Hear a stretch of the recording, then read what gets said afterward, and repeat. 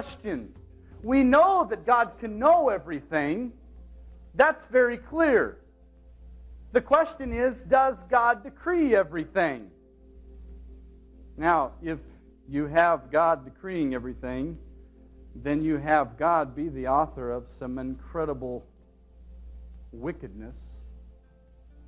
If you have God decree everything, you have God creating Satan to be exactly who he is.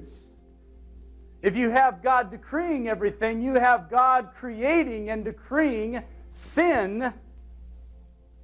And James 1:13 through 15 tells us that's an impossibility. So what's the other option?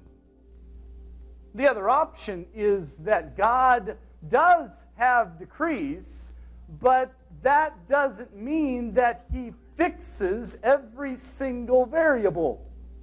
He doesn't need to. Do you understand that? With all foreknowledge, God is above and beyond time. He can see everything at once. He can cognitively recognize every single contingency possible.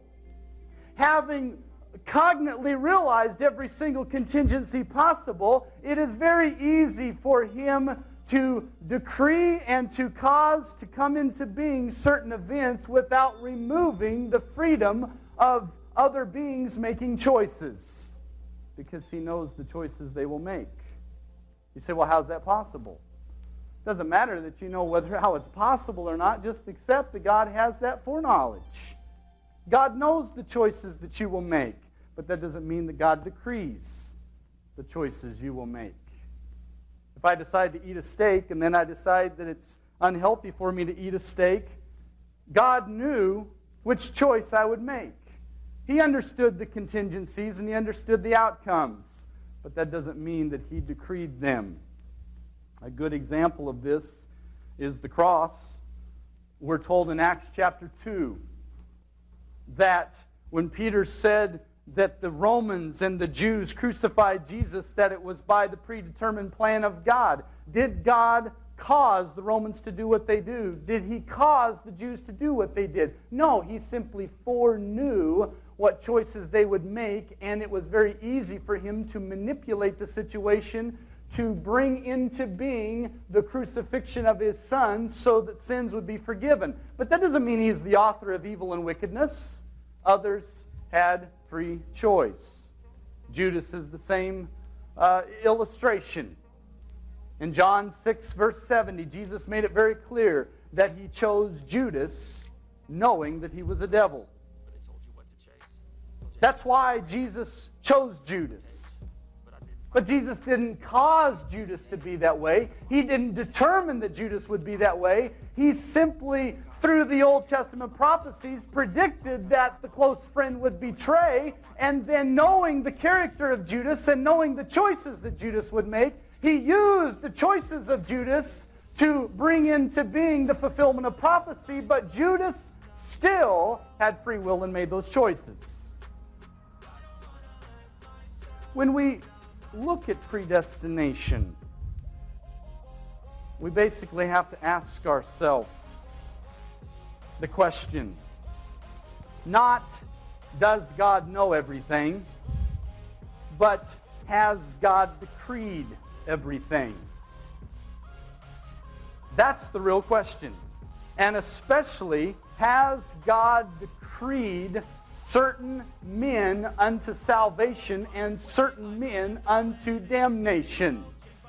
That implies that man has no choice, which makes the Bible an incredible fallacy. Because from the beginning pages to the end pages, God makes it very clear to man that you have a choice. Make sure you make the right one. You can go to almost every single page in the Bible and man is called to make a choice. In Genesis 4, God told Cain, if you do well, notice that, the contingency, will your countenance not be lifted up? And if you do not do well, sin is crouching at the door and its desire is for you, but you must master it. What a farce if Cain didn't have that opportunity. What a cruelty for God to say, Cain, sin's at the door. Cain, you must master it, knowing that he had no choice. And being unwilling to help him to have a choice. There's a better option, and a more scriptural option. You want to recognize that predestination refers to a select group, not select individuals. Oh, yeah, I know there are certain individuals that are predestined to play certain roles. Jeremiah 1:5, you notice that God predestined him to be a prophet. That doesn't mean that God caused him to be saved. The Apostle Paul in Galatians 1:15 and 16, God predestined for him to preach the gospel. But that doesn't mean that God necessarily forced him. And even if he did, notice something in the case of Paul. Notice that Paul was a special example. In that same passage in Galatians 1:15 and 16, he said, I took no counsel from flesh and blood. So if we are the same as Paul and we are predestined like Paul was, then let us take no counsel of flesh and blood. You see, the predestination wasn't about personal salvation. It was about the apostleship. And Romans 1:1 will tell you that he was set apart for the apostleship, the exact same words. And also notice in the case of Paul that God didn't work a miracle in his heart. God gave him the simple testimony of a resurrection appearance. That's what saved Paul. And I'm not saying he didn't have a special opportunity, but God knew that he had an honest heart. That's why the Pharisees, in their hardness, saw so many wondrous things and still rejected Christ. But Saul, said he did everything in clear conscience.